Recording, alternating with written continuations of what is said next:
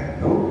Quedaron secuelas, pero ya mucho menores. Esa es una vejación, una molestia en el físico.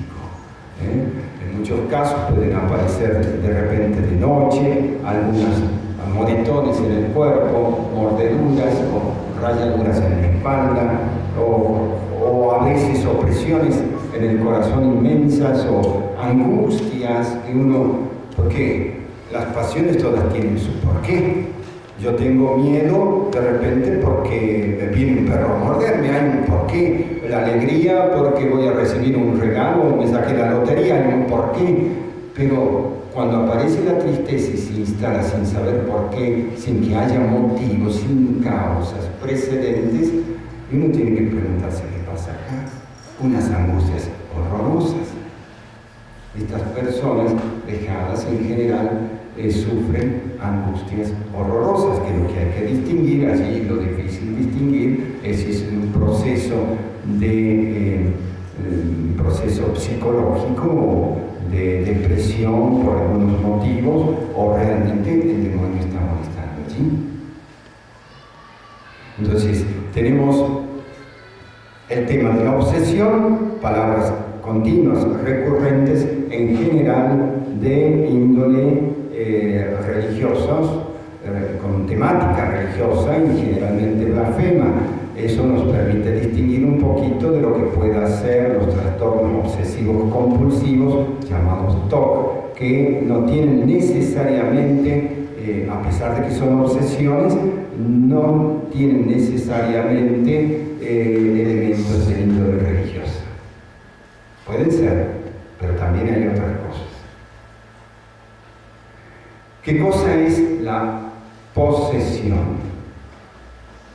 La posesión diabólica, que es lo más fuerte que puede realizar el demonio, es ya la sujeción del demonio de todo lo que pudiese ser el cerebro en su funcionamiento,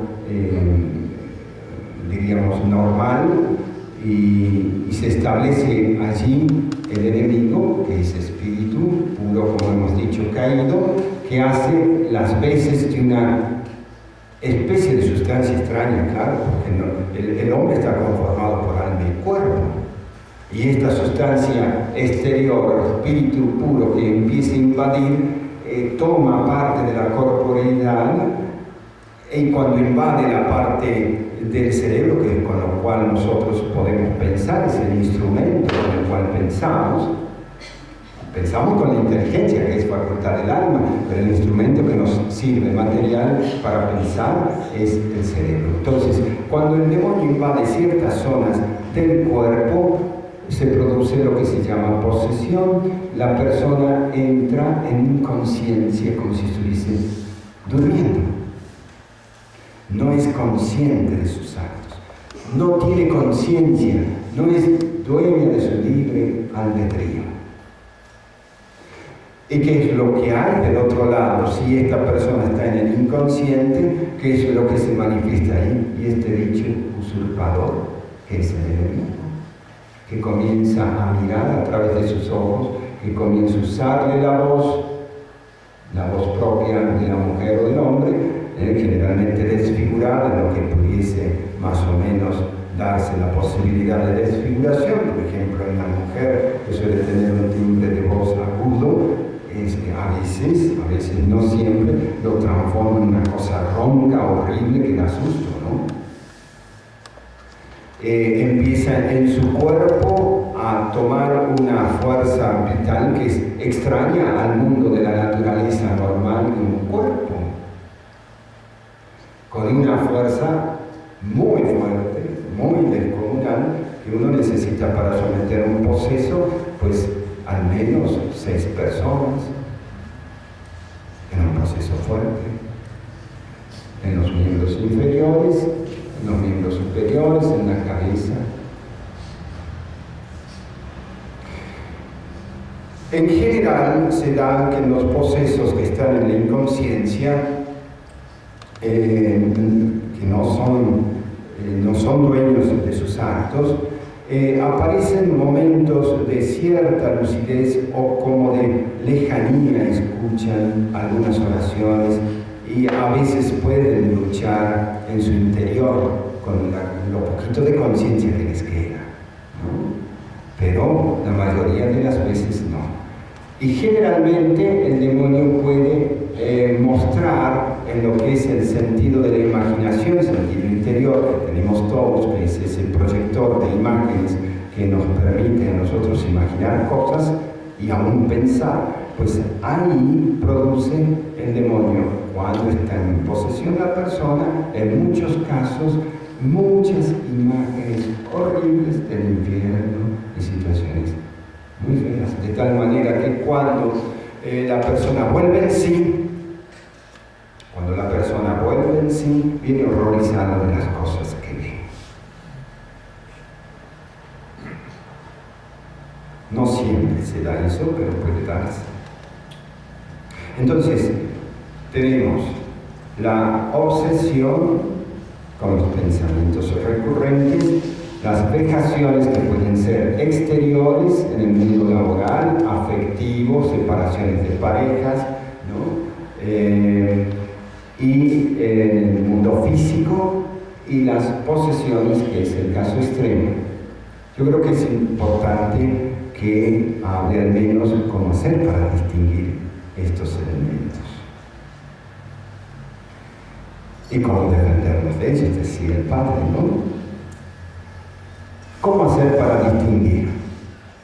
En general, la persona molestada por el demonio comienza a sufrir cambios que son alteraciones conductuales, se pone muy agresivo, rechaza las cosas de Dios, se pone la familia, por ejemplo, a rezar y le vienen muchos dolores de cabeza, dolores fuertes de cabeza, migrañas tremendas. Le viene el rechazo a las cosas sagradas. Supongamos que viene a la Santa Misa en algún momento y está aquí, pero comienza a sentirse mal, a descomponerse, a querer salir, a ponerse incómoda, a querer retirarse. Muchas personas se retiran, ¿no? De hecho.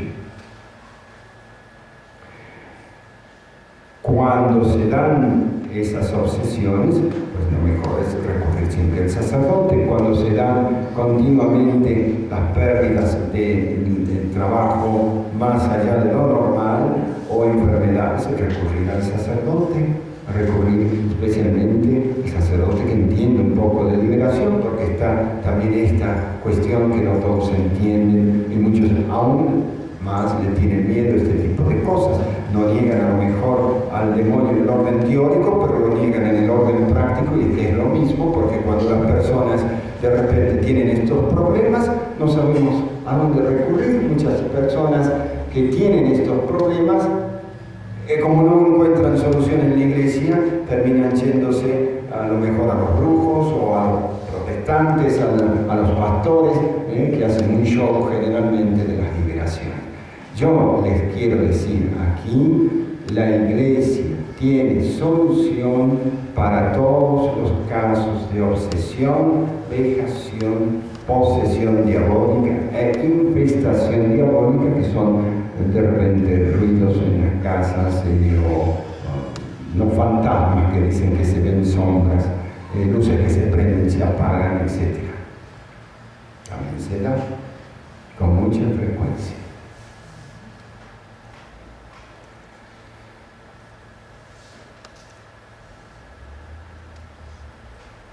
Estamos ahí entonces, ¿qué no hacer para dejar puertas abiertas?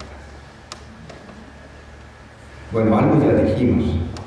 Si nosotros nos enfriamos en la fe, probablemente ya esa especie de camino de oscuridad que vamos llevando es una situación proclive a que el enemigo al menos me revuelque en algún momento con cosas extrañas. ¿Qué no hacer? Ir a los brujos. No hay brujos buenos de brujería blanca, como le llaman, porque todos trabajan por el demonio.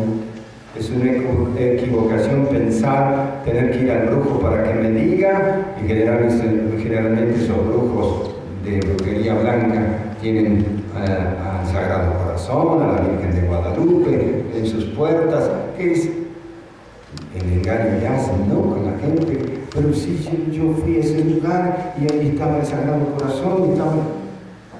Pues también le sacaron dinero, ¿verdad? Sí, me pidieron bastante. Viven de eso, viven de eso. Su modus vivendi es engañar a la gente, engañar la buena fe de la gente, porque ponen el Sagrado Corazón, la Virgen, esto, la cruz, etc. No hay brujería buena, toda brujería es mala. Tengan cuidado a los sitios donde se van. La Iglesia, insisto, tiene posibilidades para sanar a las personas que padecen este tipo de cosas. ¿Qué no hacer?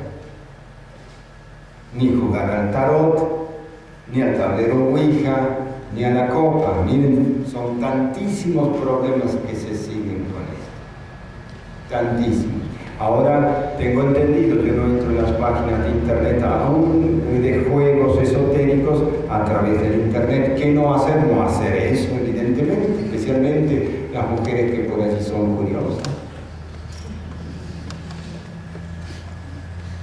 Estoy trabajando con un muchachito de una escuela secundaria que tiene 15 años, hace 2 años que estoy haciéndole exorcismos permanentemente, mes a mes, porque quedó poseso por jugar al tablero Ouija en el colegio, con tremendos problemas para él y la familia después de ese suceso.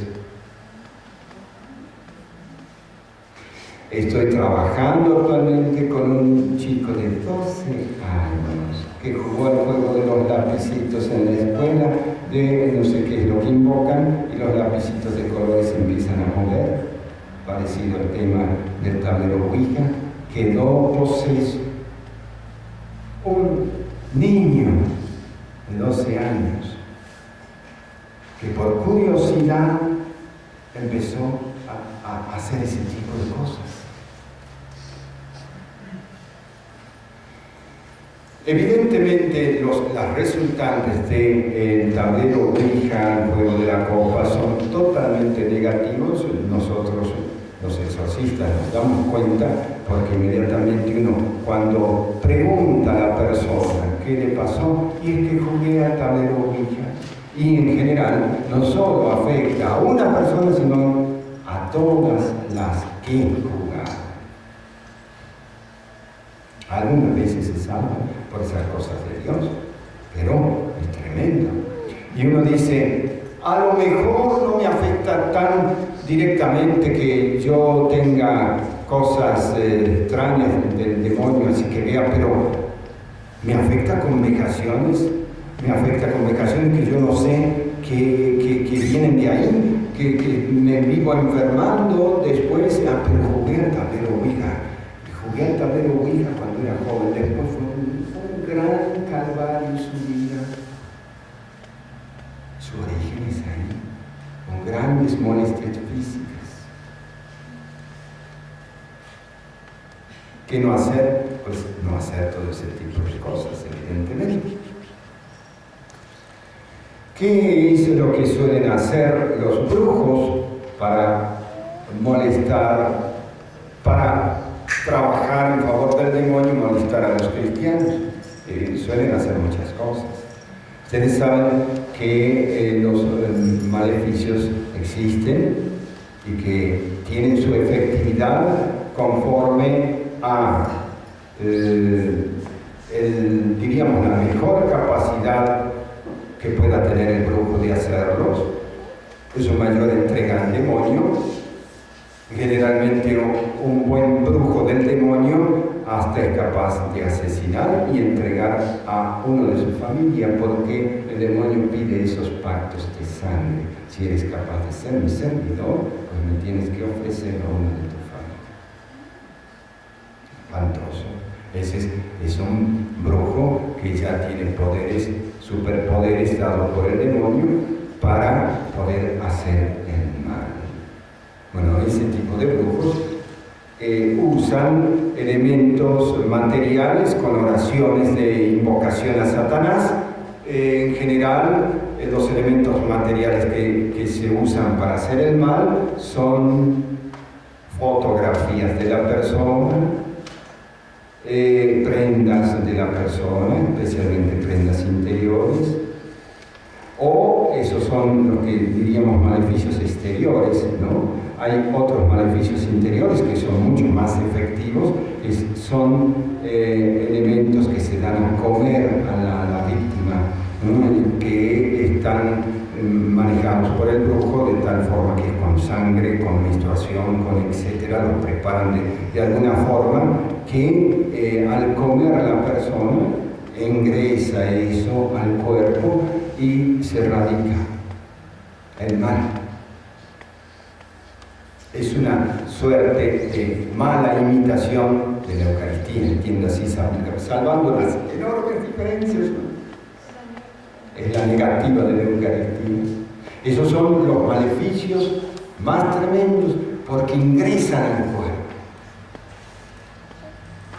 Son los que por allí tienen más efectividad. Entonces, pero hay que tener ese momento para hacer tragar a la persona semejantes cosas, ¿no? Una persona puede quedar molestada por el demonio o porque no vive en gracia de Dios, o porque realmente puede darse que estando aún en gracia de Dios sea fastidiado por el demonio. Y quién sabe por qué, por qué razón, no necesariamente porque me hayan hecho un maleficio. Ustedes saben que muchos santos padecieron molestias graves del demonio para la santidad propia. Diríamos así como que la providencia divina permite un mal por mayores bienes, y eso sabemos que está dentro de nuestra economía de salvación. Dios puede permitir una enfermedad en una persona por mayores bienes, no solo de esa persona, sino de la sociedad entera, del cuerpo místico de Cristo. Lo mismo puede permitir una posesión diabólica que es tremenda en una persona por mayores bienes para esa persona, para esa comunidad o para el cuerpo místico de Cristo.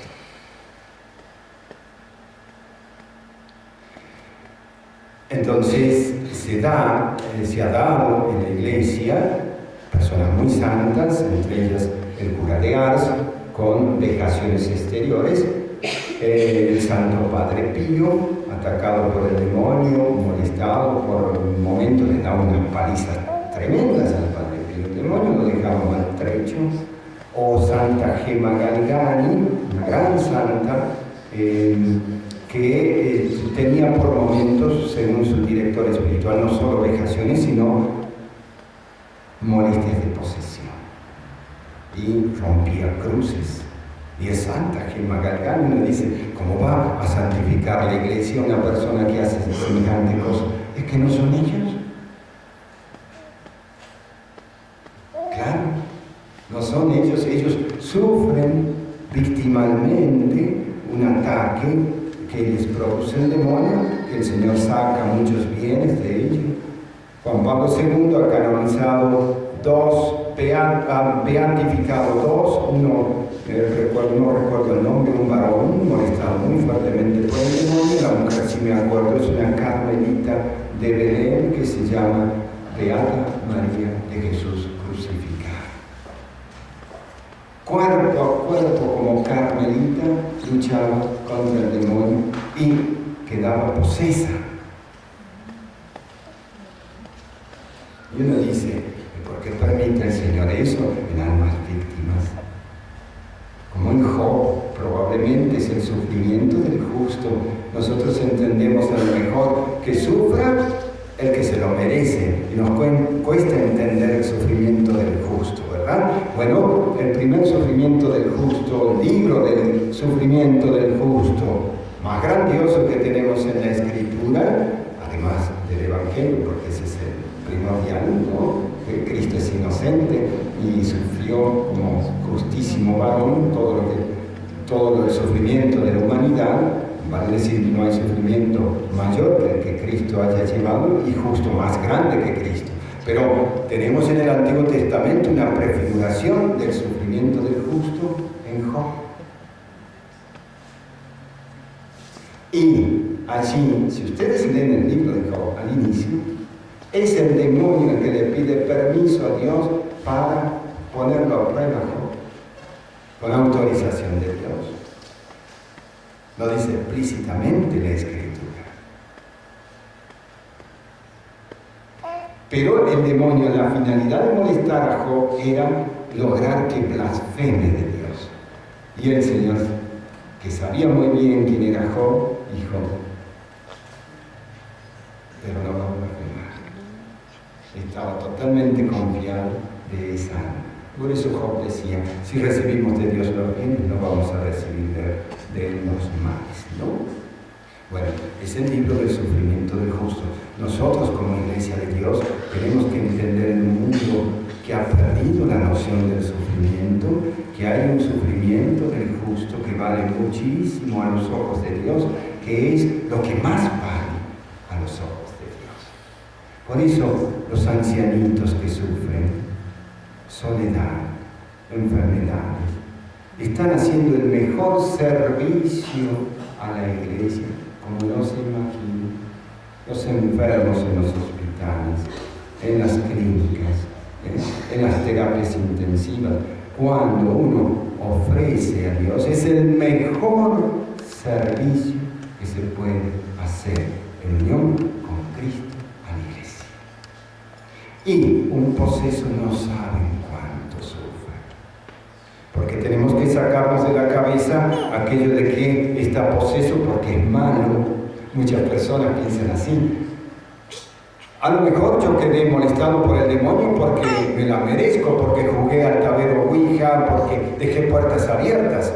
Mas en la mayoría de los casos se dan porque son almas víctimas.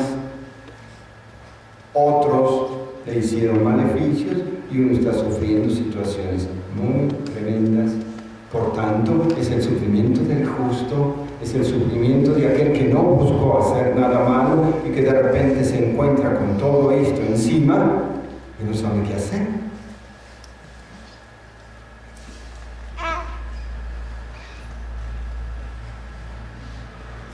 ¿Qué hacer? Hablando de esto. Por lo pronto, sepan ustedes que la Iglesia, como esposa de Cristo, ha heredado el poder de Cristo para combatir al demonio.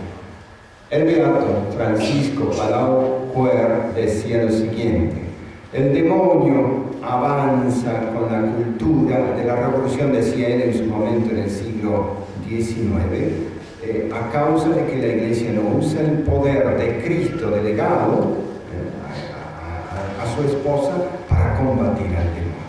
Entonces, en la medida que se usa el poder de Jesucristo, que es el poder del exorcistado, y no solo él, los sacramentos especialmente de sanación, ¿cuáles son? El sacramento de la confesión y el de la unción, especialmente el de la confesión. Una confesión es mucho más poderosa que un exorcismo. ¿Por qué? Porque en primer lugar, como dice aquí, uno es un sacramento, obra Cristo directamente. El sacramental del exorcismo, en cambio, obra por la fe de la Iglesia, ¿no? Está obrando Cristo, sí, indirectamente, pero es la fe de la Iglesia, ¿no? La que está puesta en prueba, diríamos, para la efectividad propia del exorcismo. Es decir, que la fe del exorcista se pone en juego allí y la fe de quien es exorcizado y de toda la familia. Es un sacramental y los sacramentales obran de esa forma por la fe de la Iglesia. En cambio, los sacramentos obra directamente Cristo, se llama ex opere operato, hablando en latín, es decir, directamente Cristo es el que obra.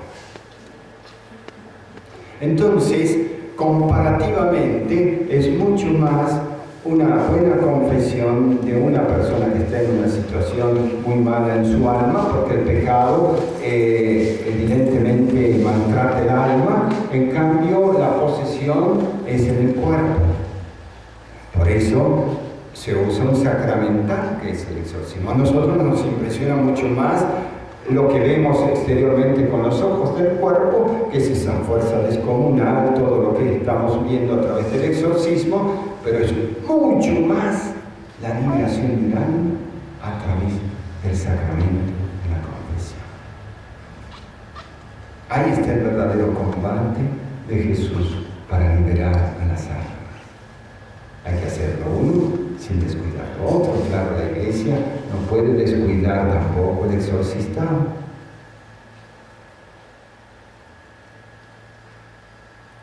¿Qué hacer?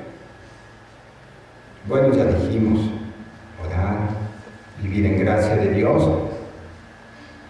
La gracia de Dios es un gran escudo. Ustedes saben qué es la gracia de Dios, simplemente volviendo a la catequesis que habrán recibido. Vivir en gracia de Dios es vivir con la inhabitación de Dios, trino, en el corazón.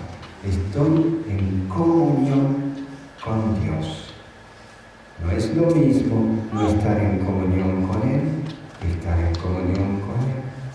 No es lo mismo un alma que está en pecado mortal, que está en las tinieblas, que aquella que salió del pecado mortal por la luz del perdón de Cristo a la luz. Es como que el alma es parida a la luz por medio del sacramento, por medio de la Iglesia, a través de la liberación sacramental que obra Cristo por medio del sacramento de la misericordia. ¿Qué hacer?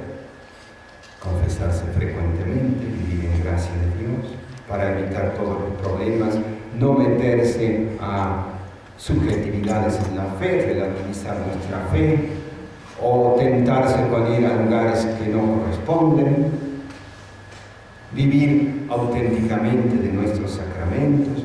Miren, la fe es tan grande que es esa luz que nos da Jesús suficiente para llegar a la vida eterna. No necesitamos nada más. Evidentemente la fe, la esperanza, la caridad, los sacramentos, pero me refiero a la fe como luz.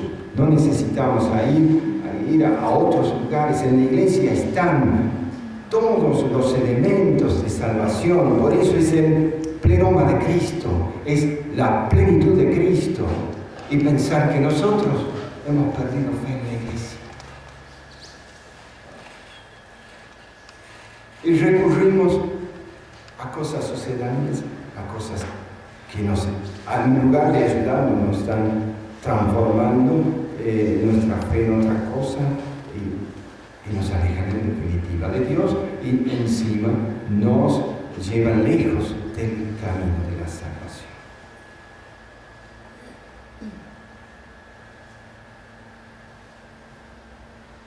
Bien, evidentemente también usar los sacramentales. Por algo nos señala la Iglesia, los sacramentales del agua bendita, el sacramental del aceite exorcizado. Cualquier sacerdote que cree, puede que cree en los sacramentales. A lo mejor cree en Jesús y lo demás, pero no cree en el uso de los sacramentales. La Iglesia por algo los pone. Tenemos las imágenes. ¿Qué son las imágenes? Son sacramentales. Una vez estaba confesando en el Señor del Milagro. Me encantaba confesar en el Señor del Milagro. Y una persona me cae de años de confesión y le pregunto, ¿qué es lo que la trae al confesionario? No sé. Estaba viendo al Cristo del Milagro, viendo sus llagas, viendo su sangre. Y me vino una emoción tan grande, un deseo de salir del pecado. Miren lo que es una imagen santificada, un sacramental, bello, puesto al servicio del pueblo de Dios. Si nosotros sacásemos en el pueblo de Salta los sacramentales de la imagen, ¿qué quedaría del pueblo de Salta? Si realmente creemos en la obra del milagro y lo que significa la fe nuestra. Evidentemente sabemos que hay está y no está Cristo. Eso es una imagen de madera policromada, en definitiva es madera, pero está bendecida, está consagrada en Cristo, y sabemos que rezar a ese Cristo es Cristo el que escucha, es Cristo mismo. Es decir, como decía San Juan Damasceno, la imagen es un mediador, y tu oración va al prototipo. Es decir, no se queda en la imagen, va más allá. Va a Jesús, va a María, va a los santos. ¿Qué hacer? Usar los sacramentales. Tengan en la casa los sacramentales, una imagen, pónganle una velita, usen el incienso si tienen problemas. En la casa se puede usar, hacer bendecir el incienso. Pueden usar el agua bendita, esparcirla en la casa. Pueden usar el aceitito para bendecir a los hijos. Porque sabrán ustedes que la bendición de los padres a los hijos es grandiosa. Las grandes promesas de Dios, los grandes beneficios de Dios pasan a través de la bendición de los padres, no solo del papá. En el Nuevo Testamento también la mujer. En el Antiguo Testamento era la bendición paterna, y así de Abraham a Isaac, de Isaac a Jacob, de Jacob, etc. ¿No? Pasan las grandes bendiciones de Dios. Pero en el Nuevo Testamento, las mayores promesas que Dios nos da en el Nuevo Testamento también pasan, no solo por el sacerdote que bendice, sino por los padres. Son ministros del sacramento del amor. Y Dios nos inunda de amor para bendecir a sus padres, a sus hijos, y tener hijos buenos, santos, a través de la bendición. Lo contrario es la maldición. Cuando un papá maldice a su hijo, pues pobre hijo, ¿no? Porque se siguen consecuencias nefastas, terribles. Ni jugando hay que decir que Dios te maldiga, o que te maldigo. Ni jugando.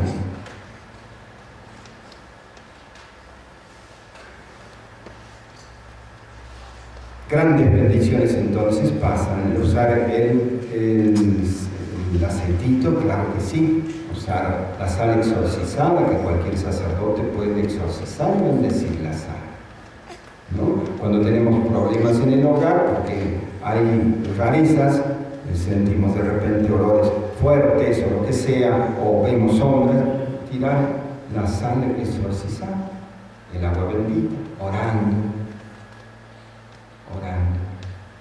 Eso es lo que tenemos que hacer. Como ven entonces, el misterio de salud entregado por Jesús ha sido entregado a través de la materia. Eso es lo que nos distingue como católicos de todo el mundo protestante. El camino de los sacramentales es un camino de uso de la materia al servicio del hombre y de la fe del hombre. Así como Dios, el Verbo, quiso hacerse carne y usar una materia, es decir, su carne, para la salvación del mundo, así el camino de los sacramentos y el camino de los sacramentales es la misma escuela. Usa de la materia bendecida para ayudar al hombre a transformarse, a crecer más en la fe y procurar más su salvación, claro, su salvación. Bien, no quiero cansarles, pero sí creo que podríamos escuchar algunas preguntas. ¿Bien?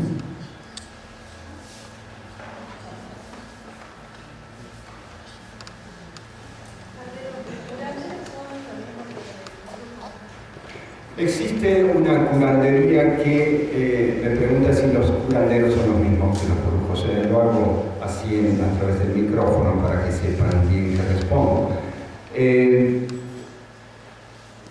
Hay personas en el campo que se llaman curanderos, que saben las propiedades de los suyos del campo. Esto es bueno para el dolor de cabeza, que esto para los riñones, que esto para el otro. Eso no es curandería de brujería. Es simplemente conocer las propiedades de la naturaleza, que eso Dios puso en la naturaleza los elementos para que los conociéndolos pues podamos usar. ¿Cuántas veces nosotros tomamos un té de boldo porque sabemos que el boldo es bueno para la digestión, verdad? Es eso no es brujería ni curanderismo, pero el curar por secreto, diría yo, bueno, está esa usanza antigua, más bien inclinaría a decir que es riesgoso, ¿no? Es riesgoso. Y la brujería en general, pues para qué decir, ¿no?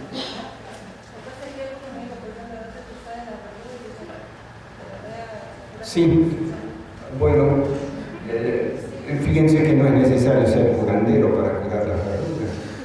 Yo tenía una enorme verruga acá y todos los días me la miraba y decía, te vas a desaparecer, y le rezaba un Ave María. No sé qué es lo que hay con las verrugas, pero se me desapareció. ¿No? Y no soy brujo, no soy curandero. Sí, hay algo ahí misterioso, ¿no? Sí.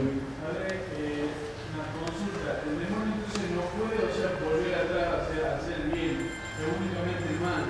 No puede hacer el bien. El demonio, no puede volver a hacer. No, el demonio nunca podrá volver atrás por su situación de pecado. ¿Por qué? ¿Por qué nosotros sí, a los demonios no? Porque el hombre ha sido como el ángel, creado a imagen y semejanza de Dios, pero somos inferiores a los ángeles en todo lo que es nuestra capacidad intelectual y volitiva. El demonio no entiende las cosas por lógica humana, ¿no? Digo, los ángeles en general son mucho más intelectuales, por tanto, mucho más perceptivos, comprenden las cosas por especies infusas, que no pasan a través de los sentidos porque no tienen sensibilidad, son mucho más poderosamente intelectuales que el hombre y con una capacidad, por tanto, de obrar en el bien mucho más grande, los ángeles en general. Por tanto, cuando el demonio peca, tiene una responsabilidad altísima, ¿no?, sobre su pecado. Y eso hace que su culpa sea enormísima y que la justicia de Dios sea en proporción a lo que fue su responsabilidad moral. Cosa que en el hombre hay misericordia porque hemos sido maltratados por el demonio que nos ha engañado, pero tampoco tenemos esa altísima responsabilidad o capacidad intelectual que tienen los demonios frente al bien y al mal, ¿no? Sí.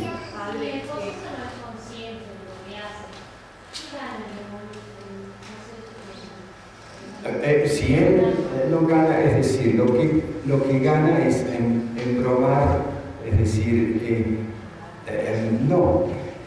arruinar la obra de Dios. Así como se arruinó a él mismo, él quiere destruir la obra de Dios, donde esté. No es culpable en algunos casos. No, bueno, claro. Un poseso, las actitudes que toma un poseso en el momento que no es dueño de sus actos, un poseso puede estar en gracia de Dios, ya lo dije, y de repente estar en posesión diabólica, ¿no? Es decir, no hay culpabilidad de su posesión. Es decir, a ver, pongo más claridad en todo este esquema porque es muy importante tu pregunta. Yo puedo estar poseso porque he abierto las puertas yo. Puedo estar poseso, ovejado, molestado porque he sido víctima de una situación. No obstante, de una o de otra forma, yo si me arrepiento, Jesús me perdona. Y cuando me perdona, empiezo a vivir en gracia de Dios, pero no significa que se desaparezca la posesión o la vejación inmediatamente. Y ahí comienza un proceso de liberación que será más o menos largo de acuerdo a lo que Dios permita. Entonces, un poseso puede estar poseso y en gracia de Dios, como en el caso de los santos que mencionamos, ¿no? Más le conviene hacer pecar voluntariamente al demonio, porque entonces estás arruinando tu vida.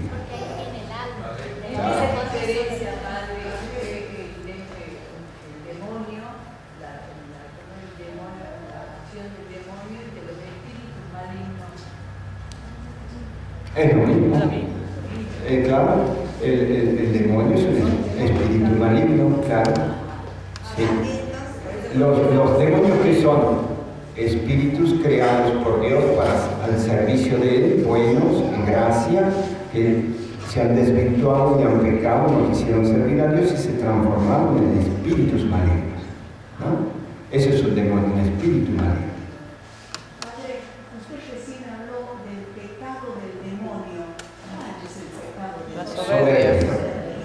Sin duda soberbia, aun cuando dice el libro de la sabiduría que por envidia del hombre entró el pecado de Adán, ¿no? Es decir,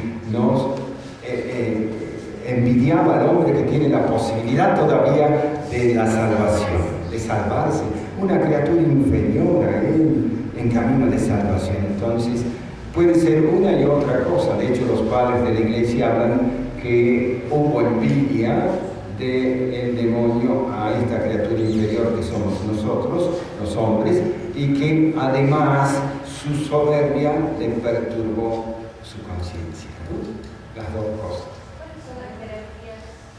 Las 9 coros angélicos que tenemos redactados en Pablo y especialmente en Dionisio, ¿no? Todas las jerarquías fueron arrastradas, parte de todas las jerarquías.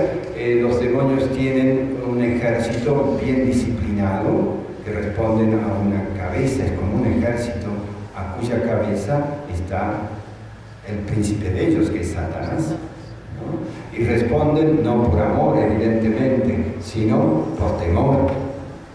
Todo es temor, así como el reino de Jerusalén del cielo es el amor y la plenitud en el cielo, y aquí en la tierra el camino del amor, así en el infierno no hay nada de amor, nada de compañía amigable de unos y otros, se combaten, pero se ponen de acuerdo para logros conjuntos de hacer el mal, eso sí. Sí. En el purgatorio hay distintos grados. Sí.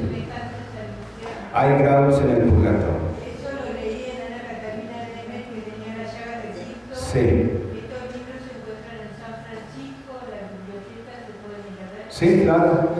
Hay en el purgatorio distintos grados, distintas moradas como las hay en el cielo.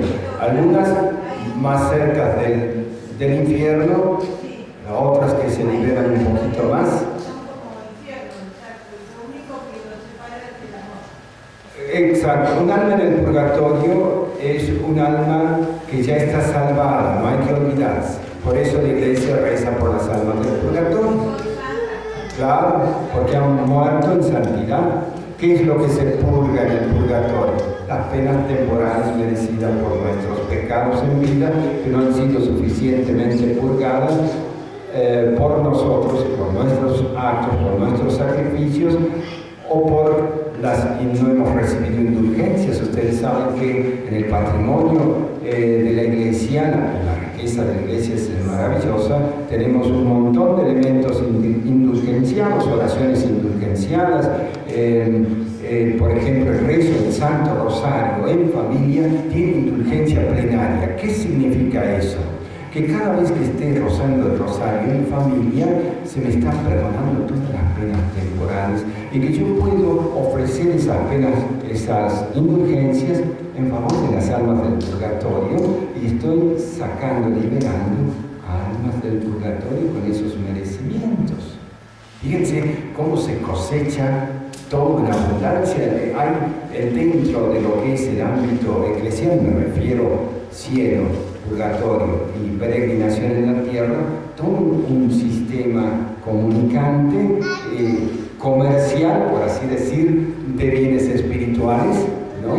Que es magnífico. Padre, por Sasha pasó el demonio, lamentablemente. Están tratando de sacarnos de educación religiosa de la escuela pública. ¿Qué nos aconseja para que defendamos nuestra fe y seamos custodios de nuestra fe salva? Bueno, es un tema mundial difícil. Creo yo que se requiere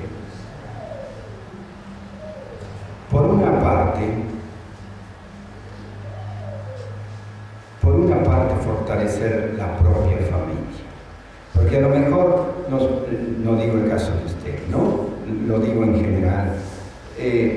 Por allí nos preocupamos de la situación de la patria y hablamos y esto, pero yo no voy a misa, o no comulgo, o no me confieso, no doy, o doy malos ejemplos a mis hijos. Entonces, es como aquello que quiero sacar la paja en el ojo ajeno, teniendo yo una viga en el ojo propio. Entonces, lo primero, ustedes saben que la salvación pasa a través de la familia. ¿Por qué digo esto? Pasó a través del seno de María, Dios, pero quiso albergarse por 30 años en una familia. Y eso nos tiene que decir mucho a nosotros.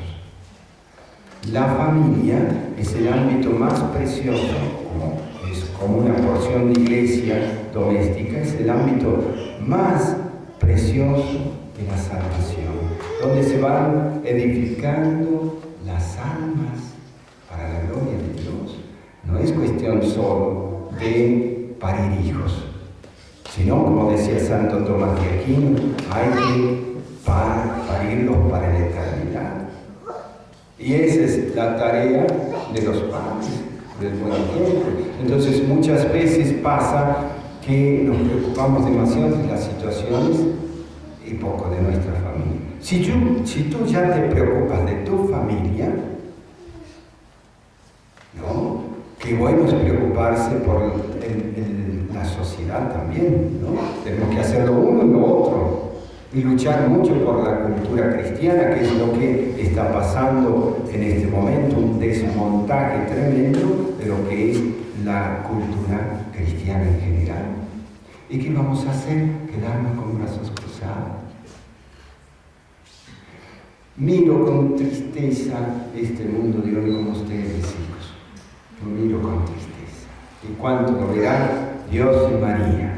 Hay muchas cosas que nosotros no podemos hacer, pero yo les aseguro que si el pueblo de Salta rezase el rosario en todas las familias y además se organizase muy bien para defender su patrimonio cultural, heroico, histórico y cristiano, el demonio tendría que salir rajando, porque sepan ustedes que el demonio manifiesta cara fuerte. Pero cuando los cristianos se levantan como pueblo de Dios y saben lo que deben hacer y enfrentan al demonio, el demonio huye, se achica. No lo digo yo, lo dice San Ignacio en sus santos ejercicios. ¿Qué podemos hacer por una víctima de vejación física y por víctima por una persona que sufre eso victimalmente y acompañar mucho con oración, con el Santo Rosario. Si la víctima está en la familia, toda la familia se tiene que vivir cristianamente, confesarse, vivir en gracia de Dios, rezar el rosario en casa, leer salmos y llevarla, ayudarla a que vaya a misa, porque a lo mejor hasta no puede ir, ¿no? En general los procesos le cuesta mucho ir a misa. Nosotros en Guayamón, en nuestro monasterio, cuesta mucho que los procesos vayan, nos molesta mucho el demonio, y sobre todo en la comunión, porque piensen, ya están confesados, tienen que comulgar, no se imaginan lo que es la lucha para que puedan recibir la comunión. No se imaginan. Hay que hacer un rato de oración con ellos, sobre ellos, pedir a los ángeles poderosamente su intercesión y su custodia de la Eucaristía, porque el enemigo no quiere que comulgue. Es una de las mejores, no es la única, la mejor apreciación de la fe es la que viene sola del misterio eucarístico, ¿no? Pero esto impresiona muchísimo a muchas personas, es como dice, acá hay algo muy grande, ¿no? Lo que está recibiendo no es cualquier cosa. Intercede ante Dios y está cerca siempre de nosotros, ayudándonos a que el enemigo no se acerque, inspirándonos en el buen camino, protegiéndonos de todo mal. Si puede, contra el demonio, hay que invocarlo, hay que consagrarse al ángel de la guarda, hay que consagrarse a María Santísima, y más está dicho.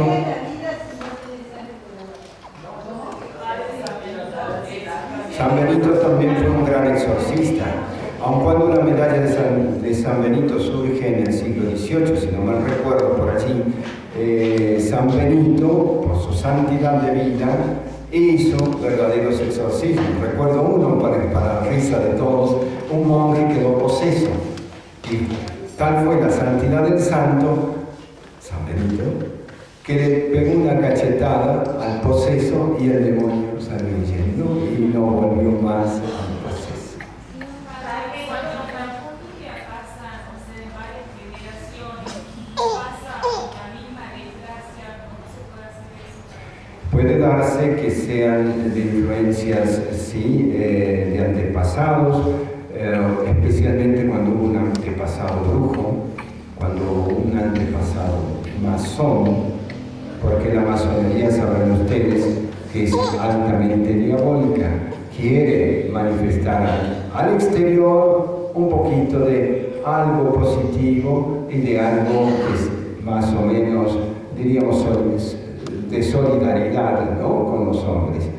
Pero hay otro esquema de la masonería interior que es altamente negativa y es diabólica, y uno de los pasos para ser un gran maestre es en contra de la Eucaristía, o pisotear la Eucaristía, o escupirla, siempre en relación a la Eucaristía. Por ejemplo, hay películas que te muestran muchas cosas, por ejemplo, en películas que te salta el demonio de un lugar a otro, eso es verdad. Hay un montón de películas de terror que te muestran distintas cosas que pasan en las posesiones.